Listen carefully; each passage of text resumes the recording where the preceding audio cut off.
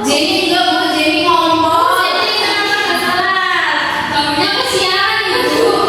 Besok-besok laksanakan ya. Kita bantuin sama mamanya. Oke, sebelum kalian sholat, biasanya kalian ngapain dulu nih? Wudu dulu. Tapi kenapa kita harus wudu sebelum sholat? Biar suci Bu. Biar sholat itu, biar sholatnya sah Bu. Biar seger. Jadi kita sebelum sholat itu harus wudu terlebih dahulu. Tujuannya itu agar mensucikan diri dari hadas kecil dan juga wudu itu termasuk syarat sahnya sholat. Jadi kalau tidak wudu otomatis sholatnya tidak sah. Ya, dari pertanyaan Ibu tadi, kalian sudah tahu ya hari ini tuh akan membahas tentang wudu, mulai dari niatnya, tata caranya, syarat sahnya, terus juga rukunnya dan juga hal-hal yang membatalkannya. Ya mungkin langsung saja ya kita bahas ke materinya. Oke anak-anak, sebelum kita ke materi, mari kita cek dulu, mau nggak? Mau. Ikutin Ibu ya. Oke.